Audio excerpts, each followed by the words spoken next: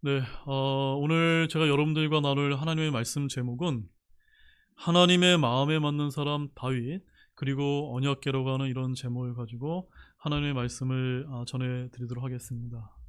우리가 방금 전에 이제 하나님의 언약궤에 관한 이런 그림을 이제 보았는데 오늘 말씀은 그 그림을 언약궤에 관한 그림을 여러분의 마음에 머리에 잘 새겨서 이 말씀을 들으신다면 여러분에게도 큰 은혜가 이제 있으리라고 이제 봅니다.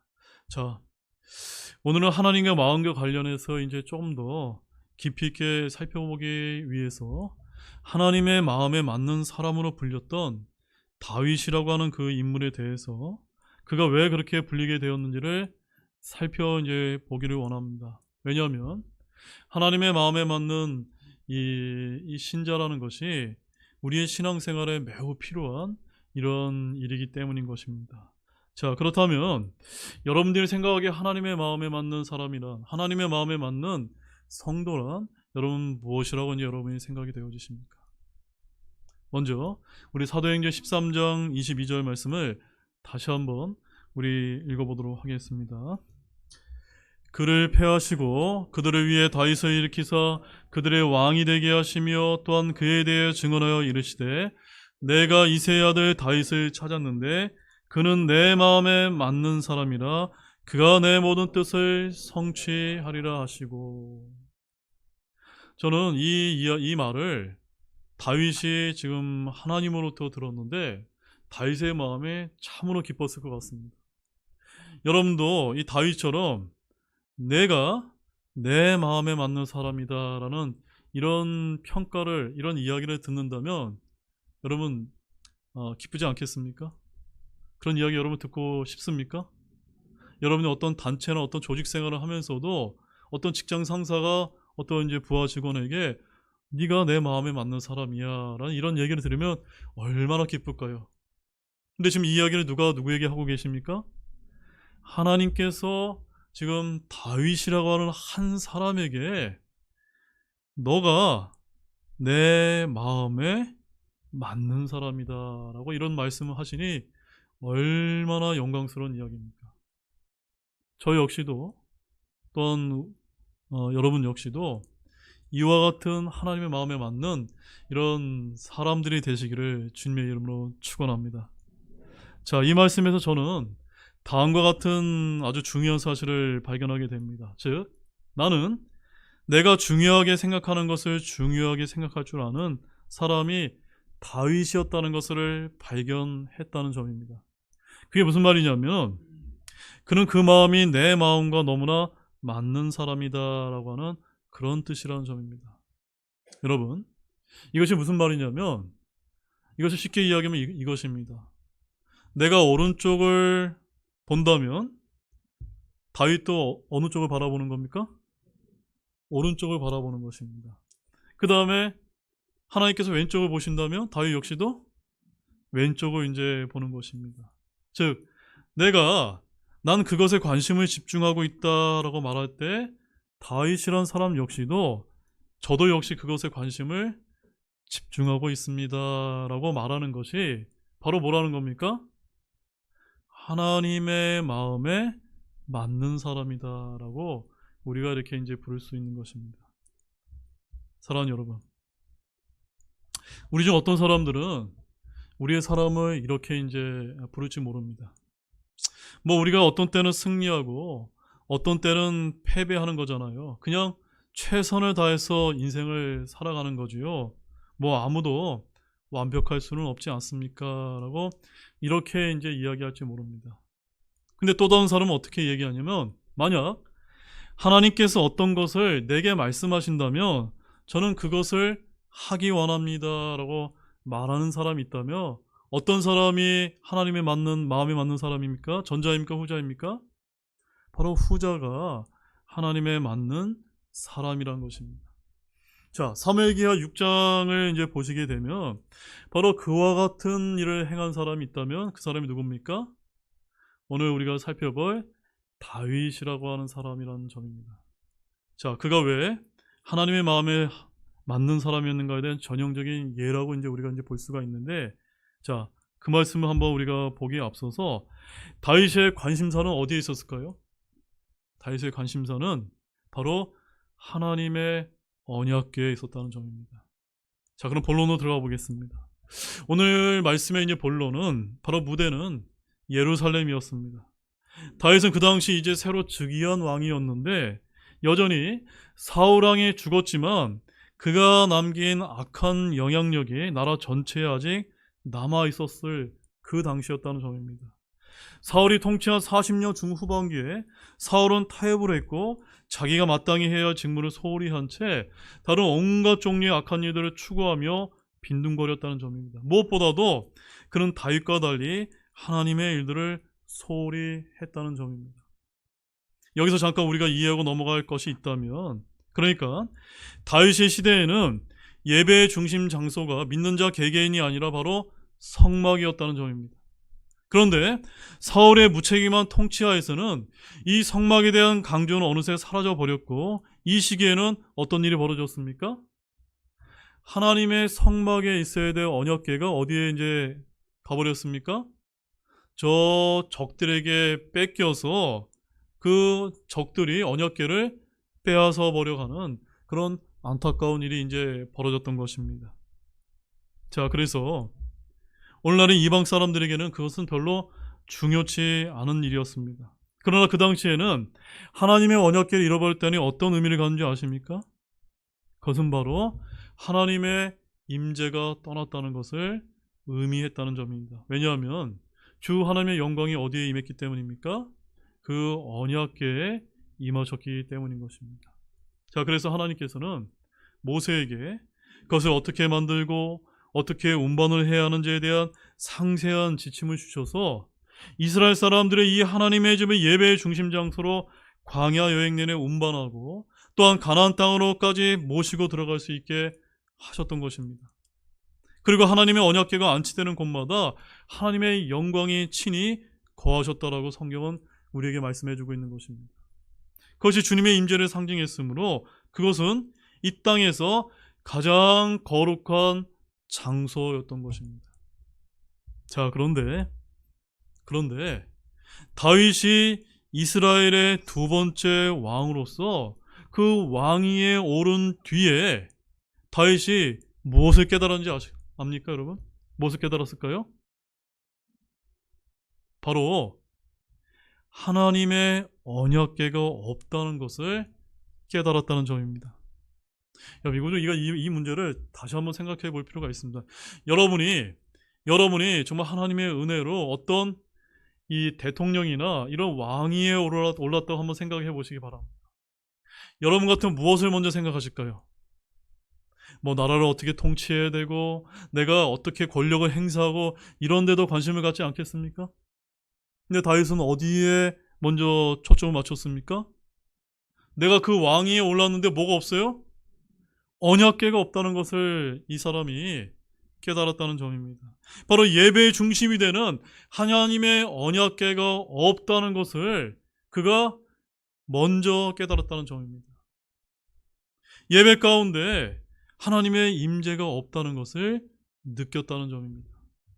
그러므로 이스라엘 백성의 영적 생활은 점점 나태해가고 있었고 그들의 마음은 전혀 하나님을 향해 뜨겁지 못하다는 것을 다윗이 왕위에 올랐을 때 느꼈던 것입니다. 그들의 최고 지도자로서 다윗은 그 거룩한 언약궤를 제자리에 모셔와야 할 필요가 있다는 것을 알았던 것입니다. 그는 그 언약궤를 하나님께서 애초에 의도하신 곳에 애초에 의도하신 방식대로 안치할 필요가 있었던 것입니다. 그래서 다윗의 마음은 심지어 자그마한 기구를 하나조차도 찾아서 그것을 적절한 장소에 안치하는 데 애쓸 정도로 하나님을 향해 있었던 것이 바로 다윗이 왕위에 올랐을 때 상황이었던 것입니다. 자, 다윗에게 있어서 하나님에 관한 문제라면 아무리 세부적인 아주 작은 것이라 할지라도 중요치 않은 것이 없었을 정도가 바로 다윗이 왕위에 올랐을 때 그의 영적인 상황이었다는 점입니다. 자, 이제 다윗은 사무엘기하 6장에 가보게 되면 이제 하나님의 언약궤를 다시 찾아서 예루살렘으로 운반해 오는 그 말씀이 이제 나오는데, 자, 우리 사무엘기하 6장 1절에서 5절 말씀을 이제 한번 함께 읽어보기를 원합니다. 사무엘기하 6장 1절에서 5절 말씀입니다. 자, 사무엘기하 6장 1절에서 5절에서 이 다윗이 어떻게 하나님의 언약궤를 옮기려 했는지 그 모습을 한번 우리 함께 발견하기를 원합니다. 함께 읽겠습니다. 다시 다윗이 이스라엘에서 선정된 모든 사람 3만 명을 함께 모은 뒤 일어나 유다의 바알레에서 하나님의 궤를 가져오려고 자기와 함께하는 온 백성과 함께 거기를 떠나서 갔는데, 그들이 그분의 이름을 그룹들 사이에 거하시는 군대들의 주의 이름으로 부르느니라. 그들이 하나님의 궤를 해술에 신고 기브아에 있는 아비나답의 집에서 그것을 가지고 나올 때, 아비나답의 아들들인 우사와 아이요가 그 새 수레를 몰았더라. 그들이 기브아에 있는 아비나답의 집에서 하나님의 궤를 가지고 나오며 그것과 함께 할 때에 아이요는 궤 앞에서 갔고, 다윗과 이스라엘 온 집은 전나무로 만든 온갖 종류의 악기 곧 하프와 비파와 작은 붓과 코백과 심벌지에 맞추어 주 앞에서 놀았더라. 여러분, 이 말씀을 읽으면서 지금 다윗의 이런 모습이 여러분 상상이 되십니까? 지금 다윗이 어떤 모습이 여러분 상상이 되십니까? 너무너무나 아이처럼 기쁘고 즐거워서 지금 이렇게 막 흥분해 있는 모습이 여러분 상상이 되십니까? 왜 그랬을까? 자신이 그렇게도 원했던 하나님의 언약궤가 이렇게 예루살렘으로 오는 모습을 바라보면서 너무너무나 그의 마음이 기뻐했던 것입니다.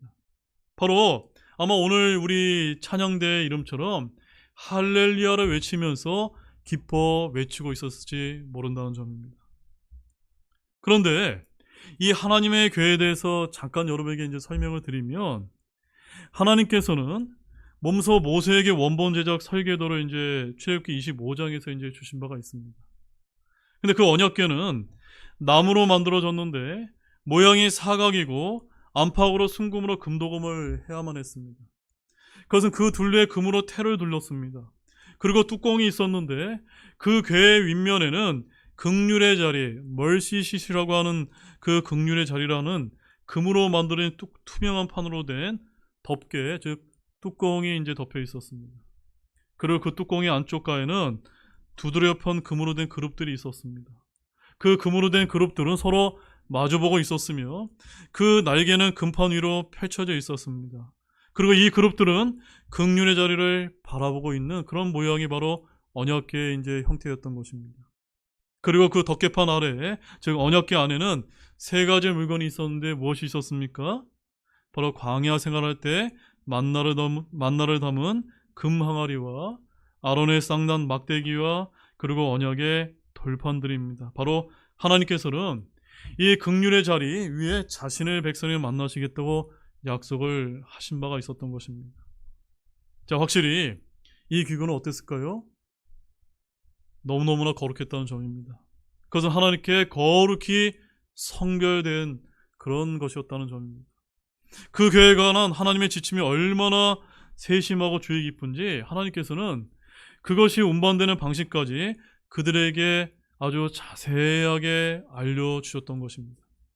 자, 내 모퉁이 밑에는 고정된 금고리가 있어서 거기에는 금으로 쌓은 막대를 끼워 궤를 나룰 수 있게 이렇게 만들어 주셨습니다. 자, 그 말씀 보겠습니다. 우리 출애굽기 25장 12절에서 14절 말씀입니다. 출애굽기 25장 12절에서 14절 말씀입니다.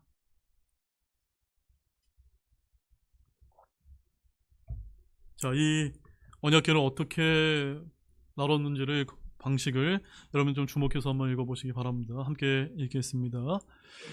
궤를 위해 금고리 4개를 부어 만들어 궤 네 귀퉁이에 달되 그것의 한 면에 고리 2개, 다른 면에 고리 2개를 달지니라. 너는 시팀나무로 막대들을 만들어 그것들을 금으로 입히고 그 막대들을 궤에 두면 옆 고리들에 끼워 그것들로 궤를 나르게 하며. 여러분 상상이 되십니까?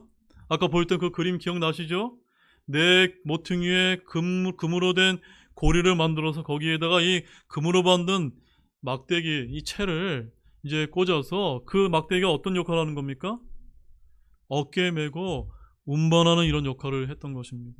즉, 인간의 손으로 언약궤 자체를 만들 수 있었습니까? 없었습니까? 만질 수 없게 하나님께서 이렇게 해주셨던 것입니다. 또한 하나님의 사람이었던 레위 사람만이 성막의 기구를 다룰 수 있게 하셨고, 그들이 금으로 도금된 채를 어깨에 메고 언약궤를 나르게 이제 지침을 주셨던 것입니다. 자, 이렇게 예배의 모든 측면은 하나님께 중요했었는데, 심지어 궤를 운반하는 방식까지도 그러했다는 점입니다. 자, 그런데 바로 이 부분에 있어서 다윗에게 큰 문제가 이제 발생했던 것입니다. 어떤 문제입니까? 네, 여러분도 잘 아시다시피 다윗은 이 언약궤를 자신의 그 예루살렘을 가져오는 일이 너무나 중요했기 때문에 효율적으로 빨리 처리되는 쪽으로 일을 추구했던 것입니다. 한마디로 말해서 이런 사람을 우리가 뭐라고 부를 수 있습니까? 오늘로 말하면 매우 실용주의적인 사람이다. 실용주의자다라고 이렇게 우리가 이제 부를 수가 있는 것입니다. 다윗은 결정권자인 왕이었습니다. 그는 백성들이 주께 경배드리기 위해서는 언약궤가 필요함을 알았던 것입니다. 그래야 언약궤를 언덕 위에 있는 아비나답의 집에서 빨리 운반해 오기 위해서 가장 빠른 최선의 방법은 무엇이었습니까? 수레에 싣고 오는 것이었다는 점입니다. 그래서 다윗은 새 수레를 하나 마련해서 수레 위에 언약궤를 신게 하였고, 몇 사람으로 하여금 궤를 끌고 내려가 예루살렘으로 운반하게끔 지시를 내렸던 것입니다. 자, 그들은 그런 방식으로 궤를 운반하고 있었고, 아비나답의 두 아들인 우사와 아요가 수레를 끄는데, 이때 아주 두려운 일이 이제 발생을 했던 것입니다. 자, 이때 어떤 일이 발생했을까요? 우리 사무엘하 6장 6절에서 7절 말씀 좀 보도록 하겠습니다.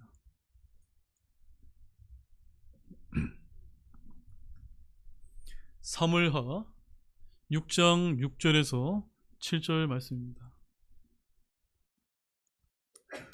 같이 읽겠습니다. 그들이 나곤의 타작마당에 다다랐을 때 소들이 하나님의 궤를 흔들므로 우사가 자기 손을 그 궤로 내밀어 그것을 붙들었더니 주의 분노가 우사를 향해 타올라 하나님께서 그의 잘못으로 인하여 그를 거기서 치심에 그가 거기서 하나님의 궤 옆에서 죽으니라. 여러분, 어떤 일이 이제 발생한 겁니까? 수레에 싣고 오다 보니까 이제 소가 끌게 됐고, 이제 이 소가 이제 끌다 보니까 이 언약궤가 흔들흔들 하면서 이제 쓰러질 뻔하니까, 그때 우사가 어디에 손을 댄 겁니까? 언약궤에 손을 대는 이런 두려운 일이 이제 발생을 했던 것입니다. 자, 그런데 하나님께서는 언약궤에 손을 대게 했습니까? 안 했습니까? 대서는 안 되게 했었고, 누구만이 나르게 했던 겁니까? 레위 사람만이 이제 나르게 됐던 것입니다. 즉, 우사는 언약궤가 떨어지지 않도록 안정시키기 위해서 최선을 다해서 자신의 손을 그저 뻗었을 뿐입니다. 사실 그것이 이 상황에서 우사가 실제로 할 수 있는 최선이 아니었겠습니까? 수레에서 언약궤가 떨어져서 부서지는 것보다 그것을 붙잡는 것이 더 낫지 않았을까요? 글쎄, 무엇이 옳은 일일까요? 무엇이 옳은지 제가 여러분에게 좀 솔직하게 말씀을 드리겠습니다. 만약 하나님께서 명령하신 대로 운반을 했더라면 사실 언약궤가 그렇게 불안정하게 운반되지 않았을 것이란 점입니다. 맞습니까, 여러분? 본래 어떻게 이제 운반하도록 하나님께서 명령하셨습니까? 레위 사람들이 궤 및 모서리에 있는 금고리에 채를 꿰어 언약궤를 날라야 할 사람들이 아니었습니까? 그리고 막대는 이 특별히 선택된 사람들이 어깨 위에 메고 날라야만 했다는 점입니다. 그리고 그들은 이 거룩한 궤를 이곳에서 저곳으로 옮길 때 궤의 균형을 잘 맞춰야만 했습니다. 그러나 다윗은 그렇게 하지 않았다는 점입니다. 그는 편리한 방법을 택했는데, 즉 그는 편리함을 위해 하나님께서 말씀하셨던 세부 지침을 자의적으로 변경을 했던 것입니다. 사랑하는 여러분, 마치 이것은 저와 여러분이 언젠가 한번 들어봤던 이야기하고 똑같습니다. 여러분이 무엇을 하든지 그것은 문제가 되지 않는다. 심지어 그것이 틀려도 무언가 단지 최선을 다해서 빨리 신속하게 하기만 하면 된다라는 이야기를 우리가 살아가면서 얼마나 많이 듣습니까? 그러나 그것은 맞습니까? 틀립니까? 그것은 우리가 세상에서 살아가는 데는 맞을지 모르지만 하나님을 믿고 믿음 생활을 하는 가운데 있어서는 맞습니까? 틀립니까? 결코 맞지 않다는 점입니다. 그것은 어리석은 지침이라는 것입니다. 틀린 것은 어떻습니까? 절대로 우리는 해서는 안 되는 것입니다. 옳게 되기 전에는 아무것도 해서는 안 됩니다. 옳게 되면 우리의 마음을 다해서 우리가 하시기 바랍니다. 이것이 지혜로운 성경의 조언인 것입니다. 그러나 다윗은 어땠습니까? 마치 우리는 그 언약궤를 이리로 운반해 내려와야 한다. 그것을 운반해 오는 것이 중요하지 어떻게 하는가, 누가 신경을 쓰겠는가라고 이렇게 말했던 것과 같았다는 점입니다. 근데 누가 신경을 쓰실까요? 누가 신경 쓰십니까? 하나님께서 신경을 쓰신다는 점입니다. 그것을 입증하기 위해 하나님은 우사의 목숨을 취하셨던 것입니다. 근데 여기서 다윗이 우사의 그 시신 옆에서 보인 반응을 우리가 주목할 필요가 있는데 사무엘기하 6장 8절 말씀을 보시죠. 자, 읽겠습니다. 주께서 우사를 찢으셨으므로 다윗이 기쁘게 여기지 아니하고 그곳의 이름을 베레스 우사라 하니 이날까지 그 이름이 내려오고 있느니라. 자, 다윗이 어떤 반응을 보이고 있습니까? 아니, 자기가 잘못해놓고 누가 화를 내고 있습니까? 본인이 하나님의 명령대로 행하지 않고 본인이 지금 분을 내고 있었다는 점입니다. 여러분, 여기서 뭔가 좀 이상하지 않습니까? 아까 제가 서두에 다윗이 어떤 사람이라고 하나님께서 말씀하셨죠? 하나님의 마음에 맞는 사람이라고 목사님 얘기하지 않았습니까? 근데 이와 같은 장면을 보면 과연 다윗이 하나님의 마음에 맞는 그런 사람이 맞습니까? 우리 이런 의문이 들지 않을 수가 없는 것입니다. 우리는 주객이 전도된 모습을 보고 있는 것입니다.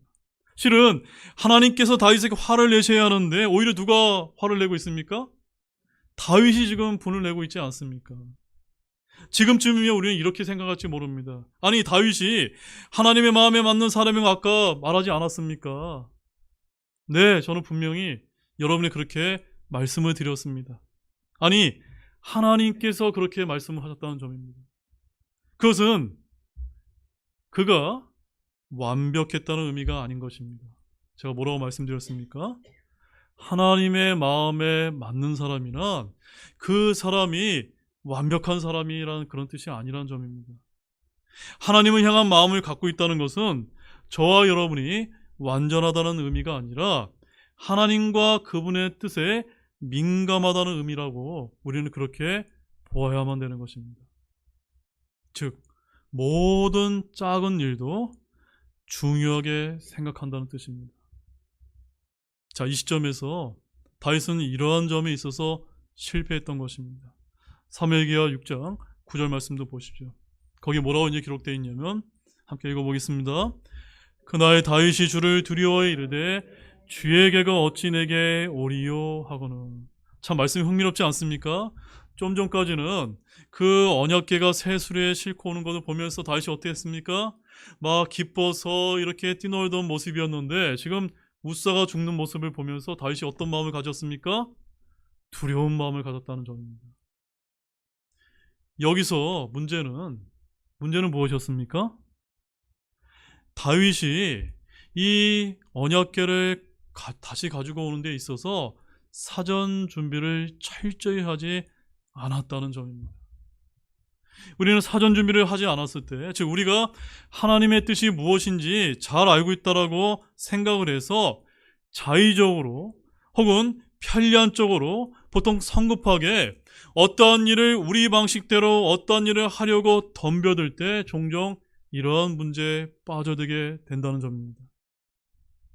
근데 주님께서 말씀을 하십니다. 마치 이와 같습니다. 봐라, 나는 내 책에 내가 방금 내는 그 결정에 대해 많은 것을 기록을 해 놓았단다. 나는 내가 내게 주는 지침을 따르기를 원한다. 내가 그렇게 하지 않았기 때문에 일이 잘 안 된 것이다. 만약 내가 나를 향한 마음을 갖기를 원한다면 너는 나의 말을 잘 점검해야 하며 어떤 명령이나 원리를 발견했을 때 그것에 따라 행해야만 한다. 만약 그렇게 하지 않는다면 나는 너를 곤란하게 만들 수밖에 없단다라고 마치 하나님께서는 다윗에게 이러한 교훈을 알려주셨던 것과 같았던 것입니다. 사실 다윗의 경우에 있어서 주 하나님께서는 나는 심지어 어떤 사람의 목숨도 취할 수 있다라고 말씀하신 셈이었던 것입니다. 여러분, 수세기 후에 이런 똑같은 일이 또 한 번 있었는데 신약 성경을 보게 되면은 아나니와 삽비라가 매우 비슷한 그런 실수를 또 한 번 저지른 적이 있었습니다. 그들은 주제넘게 주님에 대해 자기들 멋대로 생각을 했고 그것에 대해 그분에 대해서 진지하게 생각하지 않았던 것입니다. 우리는 웃사를 비슷하게 생각할 수 있는데 그는 손대서는 안 돼. 특히 레위 사람이 아닌 사람이 지극히 거룩한 하나님의 궤를 만졌기 때문에 안타까운 일을 당했던 것입니다. 레위 사람인지 아닌지 누가 아시는가요? 하나님께서 아십니다. 작은 고리들과 거기에 꿰는 작은 금 막대기들에 대해서 누가 이제 신경을 쓰실까요? 우리 인간들은 그런 작은 것, 그런 세부적인 것에는 무관심할지 모르지만 우리 하나님께서 거기에 관심을 가진다는 사실을 여러분 잊지 마시기 바랍니다. 만약 하나님께서 중요시하지 않게 여기신다면 그것에 대해 아무 말씀도 하지 않으셨을 것입니다. 따라서 그분이 중요하게 여기시기 때문에 우리 또한 어떻게 해야만 됩니까? 중요하게 여겨야만 되는 것입니다. 이것이 여기서 중요한 점인 것입니다. 우리가 하나님이 중요하시는 것들을 중요시하기 시작할 때 우리는 바로 하나님의 마음에 맞는 그런 성도가 될 수 있는 것입니다. 우리가 하나님의 맞는 사람이 된다면 그때야 진정한 자유와 행복을 소유할 수 있기 때문인 것입니다. 자, 그런데 다윗은 두려웠습니다. 사무엘기하 6장 10절 말씀 이어서 보십시오. 함께 읽겠습니다. 이에 다윗이 주의 궤를 다윗의 도시 안으로 자기에게 옮기려 하지 아니하고 궤를 옆으로 가져가 가드 사람 오벳에돔의 집에 들여 놓았으므로. 아니 이게 무슨 일입니까? 어떤 일이 벌어진 겁니까? 가지고 오려다가 두려운 일이 발생하자 이제는 예루살렘에 모셔오는 일을 중단하고 중간에 오벳에돔의 사람의 집에 그냥 모셔두게 했던 것입니다. 자, 그가 궤의 운반을 시도했을 때 한 사람의 목숨을 잃었습니다. 그래서 다윗은 궤를 그대로 두라고 말했던 것입니다. 그래서 그들은 궤를 오벳에돔이라고 하는 사람의 집에 두었습니다. 자, 이것을 두었더니 어떠한 일이 이제 벌어졌을까요? 자, 시간은 약 한 3개월이라고 하는 그런 아주 오랜 시간이 흘렀습니다. 예루살렘은 아직 언약궤가 없었습니다. 그러자 다윗은 놀라서 이제 그 오벳에돔의 집에서 어떤 일이 벌어졌는지를 이제 듣게 되었는데, 자, 그때 어떤 일이 벌어졌는지 아십니까? 우리 사무엘기하 6장 10절 말씀 보십시오. 같이 읽겠습니다. 어떤 이가 다윗 왕에게 고하여 이르되 주께서 하나님의 궤로 인해 오벳에돔의 집과 그에게 속한 모든 것에 복을 주셨나이다 하므로 이에 다윗이 가서 즐거워하며 하나님의 궤를 오벳에돔의 집에서 다윗의 도시로 가지고 올라갔는데, 여러분 여기서 어떤 일이 벌어진 겁니까?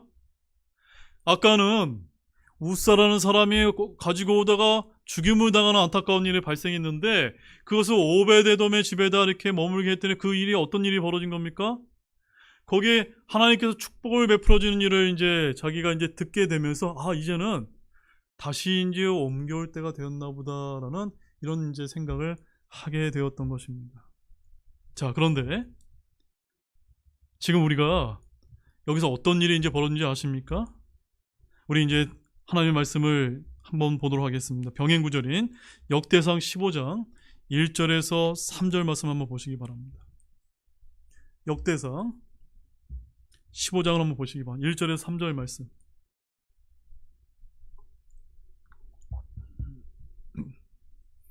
자, 같은 사건을 기록하고 있는 병행 구절인 역대기상 15장 1절에서 3절 말씀입니다. 자, 같이 읽겠습니다.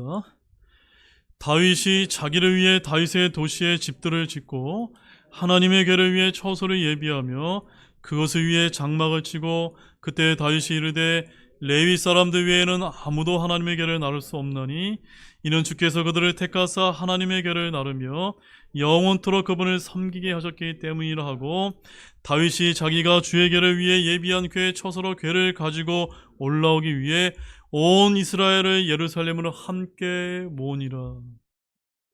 자, 여러분, 어떤 일이 이제 바뀌었습니까? 어떤 일이 지금 일어나게 된 겁니까? 지금 다윗이 아까는 어디에다 싣고 오라고 했죠? 수레에 싣고 오라고 했는데 지금 여기서는 어떻게 지금 명령을 다시 변경을 했습니까? 레위 사람이 그것을 날라야만 된다라고 지금 변경된 지침을 이제 주었던 것입니다. 자, 12절에서 15절 말씀 이어서 다시 한번 보겠습니다. 역대기상 15장 12절 13절 함께 읽겠습니다.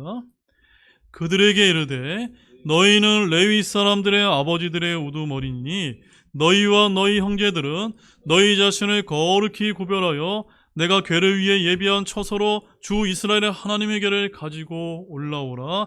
처음에는 너희가 그것을 하지 아니하였으므로 주 우리 하나님께서 우리를 찢으셨으니 이는 우리가 합당한 규례대로 그분을 찾지 아니하였기 때문이라 하매. 아하, 여러분, 무슨 일이 이제 벌어진 겁니까? 다윗이 아까는 이 하나님의 언약궤를 가지고 오는 하나님의 지침을 정확하게 몰랐었는데 지금 이 순간에는 어떤 일이 이제 일어나게 된 것입니까? 의심할 여지 없이 어떤 좋은 자가 나타나서 아니면 주님께서 다윗에게 언약궤나 어떤 거룩한 기구가 운반되기 전에는 특정한 그룹의 사람들에 의해서 특정한 방식으로 옮겨져야 한다라고 율법이 구체적으로 말하고 있었던 것을 다윗에게 알려줬던 것입니다. 그리고 하나님을 향한 마음이 뜨거웠던 이 다윗은 어떤 반응을 보였을까요? 아마도 이랬을 것입니다. 아, 내가 그것을 몰랐었구나. 내가 실수했구나. 라고 이렇게 이제 생각을 했었던 것입니다. 그래서 어떻게 반응을 했습니까? 다윗은 마치 이와 같이 이제 반응했을 것입니다. 옳습니다, 주님. 그것은 하나님의 방식대로 행해져야만 합니다. 자, 그렇다면 하나님의 방식은 무엇입니까? 여기 작은 고리들이 있는데 거기에 막대들을 꿰어야 합니다. 그리고 그 막대를 어깨에 매야 합니다. 그리고 레위 사람이 그것을 운반해야 합니다. 그렇게 하는 것이 하나님의 뜻인 것입니다. 다윗은 하나님의 마음에 맞는 사람이었기 때문에 그 말을 알아들었던 것입니다. 그는 전에는 그 일을 할 때 하나님께 구하지 않았습니다. 말하자면 그는 단지 일을 신속히 해치우려고 거기로 달려갔었는데 그만 거기서 혼나고 말았던 것입니다. 저와 여러분도 마찬가지입니다. 우리가 이 하나님의 말씀을 잘 몰랐을 때는 여러 가지 실수와 여러 가지 또한 죄악들을 저지르게 됩니다. 그런데 여기서 막대와 고리가 도대체 뭐가 중요하며 우리가 유념해야 될 중요한 메시지가 무엇입니까? 그 메시지는 저와 여러분에게는 생명과도 같다는 사실을 믿으시기 바랍니다. 우리의 육신적인 삶 가운데 우리를 미치게 만드는 것은 바로 그 세부적인 것들에 있기 때문인 것입니다. 바로 그 세부적인 것은 막대와 고리인 것입니다. 우리는 막대를 얻기 위해 시간을 들이지 원치 않으며 또 막대를 어깨에 매는 수고를 하려 하지도 않습니다. 말하자면 수레를 이용하는 것이 훨씬 더 수월하기 때문인 것입니다. 결국 현대인들은 아주 실용적인 사람들이 아닐까요? 그리고 하나님께서는 그런 세부적인 것에 신경 쓰실 리가 없지요. 맞습니까? 아닌 것입니다. 만약 주님이 그것을 기록하시고 그 기록을 보존하실 만큼 그것이 중요한 것이라면 하나님께서는 우리가 정확히 그분의 방식으로 그 일을 잘 해내게 하실 정도로 세부적인 것까지 아주 중요하게 여기신다는 점입니다. 그리고 그것이 바로 다윗이 궁극적으로 행한 바였다는 사실입니다. 이제 결론의 말씀을 드리도록 하겠습니다. 사랑하는 여러분, 이제까지 살펴본 하나님의 언약궤에 관한 사건을 통해서 왜 다윗이 하나님의 마음에 맞는 사람이었는지 다시 한번 크게 한 3가지 정도로 제가 요약을 이제 해드리겠습니다. 먼저 첫 번째는 하나님의 마음에 맞는 사람이란 사람들과의 수평적인 관계보다는 하나님과의 수직적인 관계에 초점을 맞추는 사람이란 점입니다. 두 번째는 하나님의 마음에 맞는 사람이란 하나님의 말씀을 중요하게 여기시며 예배 가운데 그분의 임재를 구하는 사람이란 점입니다. 세 번째는 하나님의 마음에 맞는 사람이란 비록 사소해 보이는 것일지라 할지라도 하나님이 중요하게 여기시거나 관심을 하신다면 그 역시도 중요하게 여기고 관심을 갖는 사람이란 점입니다. 여러분, 우리는 모든 사역에 있어서 하나님을 구해야만 합니다. 또한 그분의 방식대로 그 일을 수행해야만 합니다. 그런데 그분의 방식은 매우 세부적인 것일지라도 중요하게 여기심을 우리는 유념할 필요가 있는 것입니다.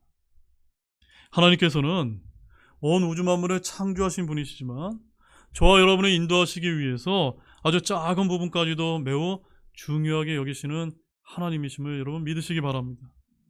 그러므로 하나님의 마음에 맞는 사람의 특징은 하나님께서 중요하게 여기셨다면 비록 사소해 보이는 일일지라도 우리는 어떻게 해야만 됩니까?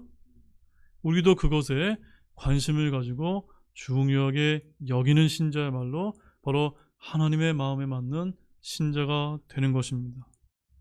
사랑하는 형제자매 여러분, 다윗 같은 이런 성도가 되고 싶으십니까? 하나님의 마음에 맞는 사람이 여러분 되고 싶으십니까?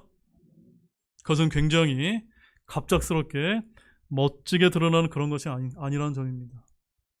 하나님이 중요하게 생각하시는 것들에 여러분이 주의를 기울이시고 그렇게 행할 때 하나님의 마음에 맞는 그런 성경신자가 되는 것입니다. 아주 작은 일에도 신실한 마음으로 하나님의 뜻을 찾고 하나님의 그런 말씀에 최선을 다하시는 저와 여러분 모두가 되시기를 주님의 이름으로 축원드립니다.